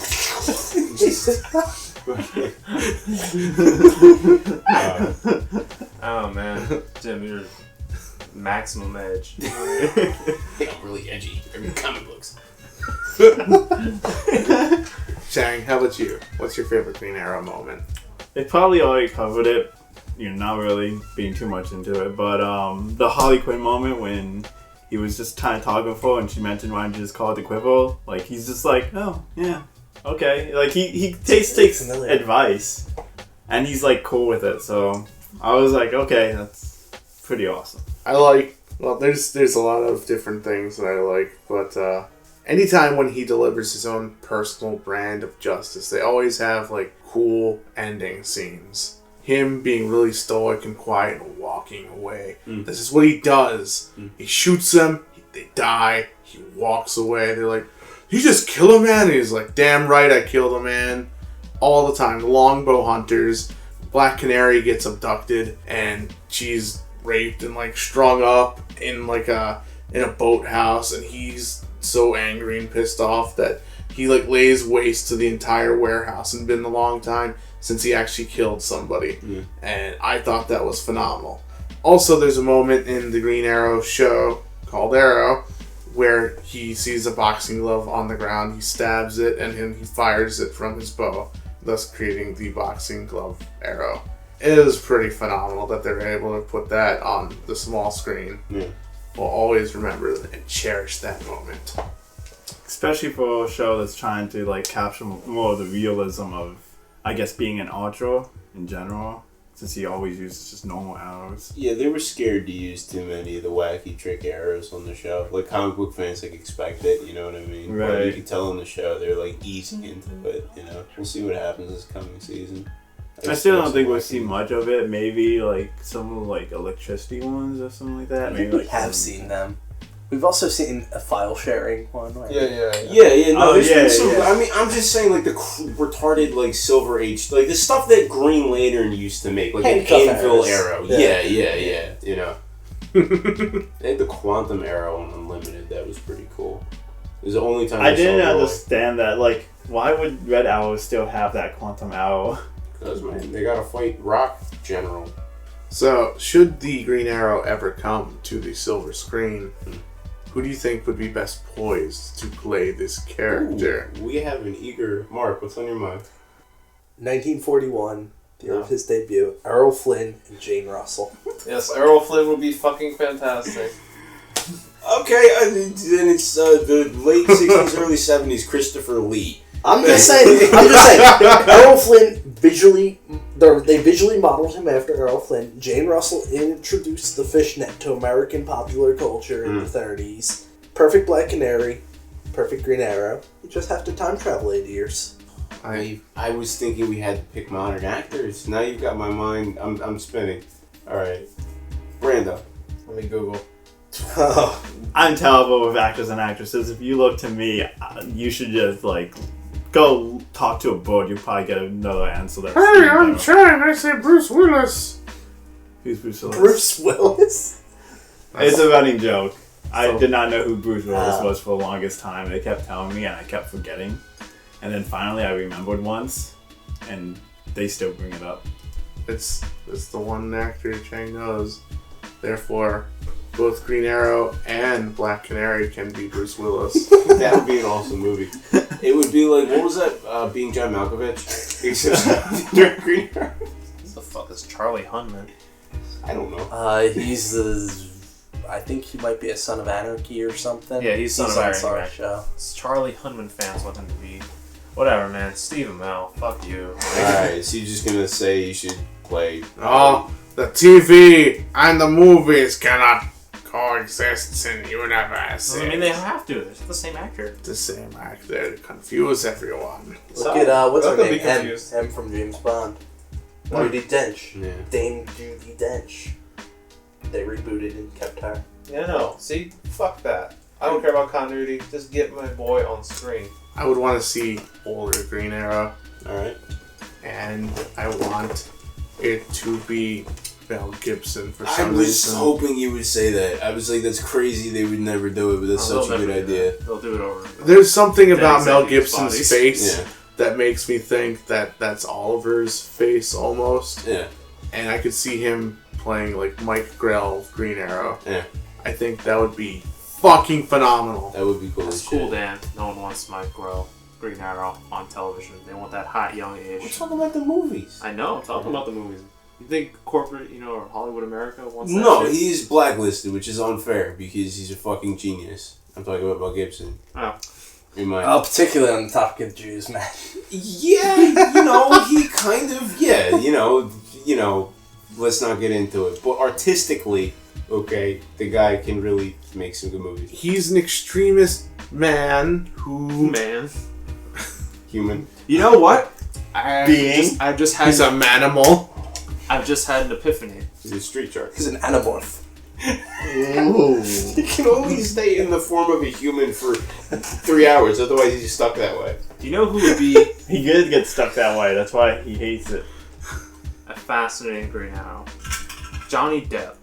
I think he would do it. Okay. He has the staff. If they make Tim Burton's Green Arrow starring Johnny Depp, I'm going to kill myself. I'm just going to say suicide. And that is when Green Arrow becomes Batman. Brando, that is every fan cast. It's like, well, why not Johnny Depp? It's No, like, no. you might as well say, like, why not Robert Downey Jr.? He can rock a goatee and crack jokes. I don't know. It felt so right in my brain. Granted, I know where you're coming from. I know people are always like, oh, Johnny Depp can fucking play anybody. Johnny Depp or Apparently, Leonardo Bane DiCaprio. says it even. Because, you were really born on an island, and I hung out here, bro.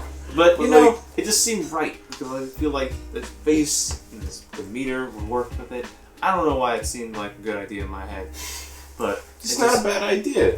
I think Leo could probably do it too. Leonardo DiCaprio. We just start fucking Robert Downey Jr. Well, Leonardo, actors who can fucking play cool roles like that. Whoa! Ben Affleck. That just like exploded in my fucking head, fuck. Jim. Let's go. Christian Bale's gonna be new Green Arrow. Get the fuck out of here! Get the fuck out right now! Get out of the Arrow Cave. You're not allowed back in. I disavow Christian motherfucking Bale. But seriously, Leonardo DiCaprio, I could see that so hard. That'd be fucking great. Yeah, we'll get Brad Pitt to do it. Tom Cruise. Matt Damon. Anyone can play Green Arrow. Fucking one-dimensional piece of shit. Like, who cares? All right, Dan Aykroyd. Morgan Freeman. Yes. What the fuck are you talking about? I don't know, Black Green Arrow? Black Arrow. Denzel Washington, Green Arrow. No, if we're gonna do Samuel L. Jackson. Let's just fucking get retarded. Just Man, like Will Smith. I'm tired of these motherfucking targets. I'm gonna hit him with a motherfucking arrow. Alright, you guys, do you have any final thoughts on the Green Arrow? Bradley Cooper, Green Arrow. Matthew McConaughey. Oh god, that'd be weird as shit. Hey. Oh man. Who else we got on this list I'm looking at right now? Final thoughts on Michael Green Arrow. Caine. Apparently, that is just more people who have been in movies. People. Can anybody think of actors like list actors? Wait, I got okay. I know you're thinking. I have Michael Caine, right? Absolutely not. I have the ultimate cast for him. Burt Reynolds. No. For fuck's sake. Burt Reynolds would have been a great Green Arrow in the 70s. Jeffrey Dean Morgan. Too fucking old. Okay, No yeah, way. John Winchester's great, but no, he's too fucking old. I don't want young Green Arrow. You want old? Get Michael Caine. No, not that. Yes. Have him coming out of... She was 16 years old, you monster. I had I'll kill you for that. I had a fantasy. We can get coffee. It would be cool. You be in Paris, and I be in Paris. You have a family. I just picture, like, Harry Brown, like, him coming out of retirement at, like, the age of, like, 75, like, this used to be my city. It's not my city anymore. It's a city of younger men. But for one last time, I've got to take it up. Oh, Dinah, how I miss you. Michael Caine, # Green Arrow. I'm gonna Start that shit. How about Heath Ledger? Oh, no. Well, yeah, he'd be great if he was, not Bones. What do you mean? Oh, yeah, you're right. What? You said Heath Ledger? Yeah. Yes, that'd be great if he wasn't dead. It's not that. Oh, my bad. He's on an island. Dude, I chose Earl Flynn. He's been dead for 60 years. Yeah, I was just gonna do a weird thing where I acted like I didn't know Heath Ledger was dead, and I guess it didn't really land. No, It's man. okay. He's definitely on an island. He's on... He's tied up in Jared Leto's basement. He's Jared Little siphoning the Joker out of him right now. Just taking blood transfusions. Alright, I got it. Alright, worst suggestion, and maybe we'll close it off with this. Fucking, Jim Carrey. Alright, I will kill myself. I will kill myself. You found the city! Oh. You're gonna die! You know who? They would fucking... You failed the city, Big Kahuna! That would be a great movie. He would talk with his butt pointed at the camera. That would be so that was funny. Adam Sandler. And he could just stretch his face out and make funny faces. That would be a good movie. I would go see that movie. It would be funny. He misses his target. Humana. Chris Pratt. Oh shit, that'd be pretty fucking good actually. That's actually pretty good. Come on, man, don't do me. No, that would actually be pretty good, I would hold. I'd watch it. Like, I bet you thought I was gonna shoot the arrow, but I'm not. Duh. Hey, look, man. I'll take what I can get these modern times. It's really dry. I don't know, are there any Hemsworth brothers that aren't superheroes yet? Yeah, he's younger. Oh, Jennifer Lawrence! Yeah, with Jennifer Lawrence. She's good with a bow and arrow. No! That'd be funny as shit if that ever came to fruition. She's already messed up Raven. What? Oh. Who doesn't call her Mystique? I was like, what? Professor X doesn't call her Mystique. Well, guess what, Professor X? But Raven... He doesn't want your future. Yo, he would do a decent job. Oh, our boy, McAvoy. Yeah. boy McAvoy. If you're listening to this, James McAvoy, we love you. We do love you. Filth is a great film. James McAvoy, will you come to Thanksgiving dinner with my family? Please. If you're listening, please. I'm begging. Okay, this has been like a last 10 minutes is like celebrity shoutcast. Yes, Dan Didio. Absolutely not. Under no circumstances. I don't understand. You failed the city. Now I'm gonna have to take my bow and my arrow and shoot you in the face. I'll kill him. Arnold Schwarzenegger. Stallone. Stallone being awesome Green Arrow. Hey, you failed the city, I'm seeing Philadelphia. You failed it. Yeah. I run up and down these fucking steps. I love you. This guy over here and that guy over there, we can shoot arrows at each other all night. But that don't change the fact that we're both people, you know? We should love each other, huh? I don't know when I just stopped being Stallone and started being like my uncle, but something happened in there. Are you related to Stallone? No. Are you related to the Green Arrow? Yes. Oh, I knew it. Okay.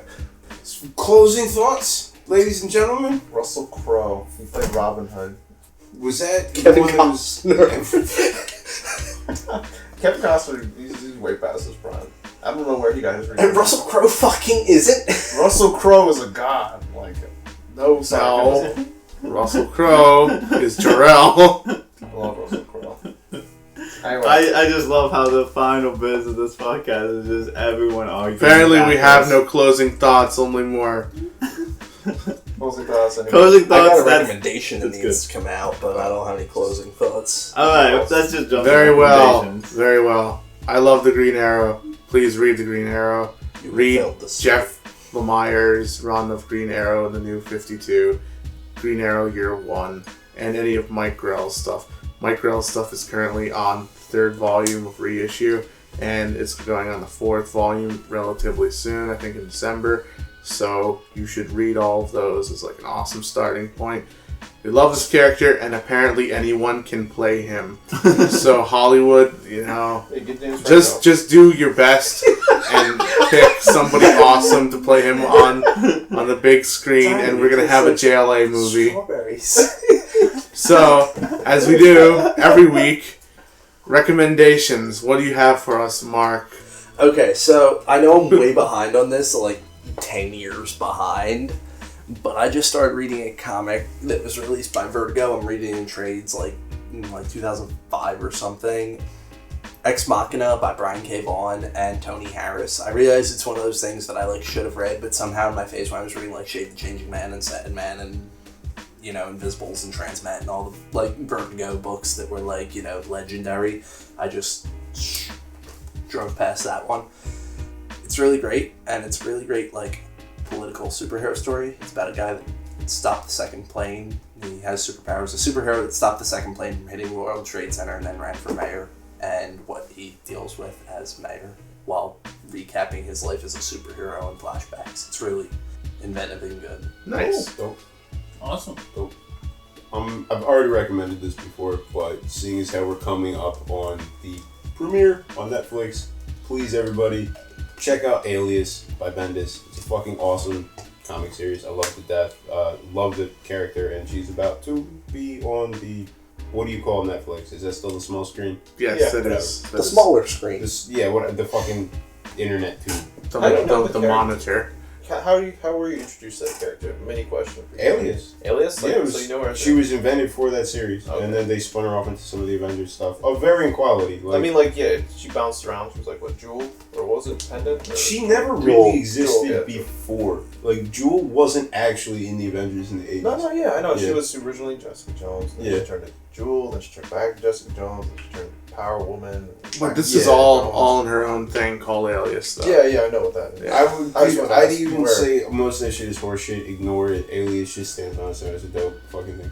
I'm sorry. I talked over It's you. part of the Marvel Max series. Yes. Yeah. One of the few great Marvel Max I titles. think they're actually recollecting it now and actually reprinting all of it as well in huge omnibuses.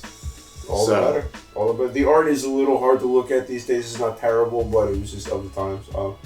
My second recommendation is that Louis C.K. play Arrow on the live screen. I think that would be great. That would be so second, perfect. Possibly Bobcat Goldthwait, but only if he does the voice. Jason Alexander. Oh my god. Jude Law. Tom Hardy. Dude, I can't believe Mark you said Wahlberg. Tom Hardy. Tom Hardy's the guy that gets every... Brando, what's your recommendation? You merely adopted your recommendation. You merely... I'm going to play this role. I'm haunted by it. Water. I need water. You were adopted by the Arrow. I was born as it. The League of You Shadows. was born. I was born his son. I have a fantasy. Okay. At this point, we're just doing it to annoy Chang so he can't leave. Green Arrow Year 1, Andy Diggle, Jock. Great story. I said it throughout this podcast, and you're still listening by some fucking miracle. Read that. If not, read the Vader comics that are coming out right now. Star Wars Darth Vader. It's by Jerry Dugan, right? I have no I thought idea. it was Kieran Gillen. It is Kieran Gillen, you're right. Kieran Gillen. Jerry Dugan's writing Chewbacca. Yeah, that shit is banging. Like, as a Star Wars fan myself, I'm a enthusiast of the extended universe, so obviously its lack of popularity now that it's been stripped from canon has been mildly saddening. Not so much to me because I can still read it, but if you ever want to look into material outside the films, I would definitely suggest looking at this story in particular. It's fun. It has a character that you all know. I'm pretty sure everyone's fucking seen that mask. Doing very, very exciting stuff. So check out Darth Vader. Master Chang. Jeff Johns, I believe it's part 4 now of Dark Side Wars. I'm just loving every issue is just better than the last one in my opinion. So I'm absolutely loving this. Okay. Eventually, Chang's going to get around to recommending like random napkins that Jeff Johns has scribbled on at like bars and stuff. Like, I recommend Jeff Johns and his offspring. I recommend Jeff Johns to play Green Arrow, along with Robert Pattinson. Jeff Johns' barber is an excellent barber. You know Jeff John wears Reeboks? Buy Reeboks today. My recommendation this week is called Paper Girls by Brian K. Vaughan and Wow. Cliff Going Chiang. for the Brian K. Vaughan this week. The illustrious writer of the earlier mentioned Ex Machina and also Saga, if any of you cool cats are reading that right now, as recommended by Chang, I'm sure, at some point. Runaways? Did you Yes, never read yes it Runaways. is. You're right. Dope. Why the Last Man? Yes! What the hell? Yeah. Holy shit. And the art is by Cliff Chiang, who most notably and very recently did that awesome run with Brian Azzarello for the artwork of the rebooted Wonder Woman. It has a very Lost Boys type 80s feel to it. It's like set in the 80s as well. Like seriously, one of the posters in their bedroom is for the Monster Squad. Cool. So they have like 4 or 5 like chain smoking paper route girls doing shit, and they do their. It's only on issue 1 right now, but the artwork is extremely interesting and inspiring. The story seems like it's going somewhere cool, and it's an awesome image book. So you should definitely give it a look. See. Just while we're on the Brian K. Vaughan thing. Just real quick, holding Year 1, Green Arrow Year 1. The introduction is written by none other than Brian K. Vaughan. 3 out of the 4 of us recommended something. 3 out of the 5 of us. Sorry, you'd already gotten up, Chang. I hadn't realized. 3 out of the 5 of us recommended something by Brian K. Vaughan. Not by. He wrote 2 pages of. That's contributing. He's a contributee. yes. So anyway, Jack Black should play Green Arrow, Oh, and It should either be Robert Pattinson, JGL, or Chris Evans. And we're out. Have a good day. Yeah. Like, comment, subscribe. Please do tell us what you want us to talk about in the future. Yell at us or over. which actor should play Green Arrow. Yeah, it's yeah, very yes. important. We're heavily involved in casting. Okay, We want to know. last one. Nick Cage.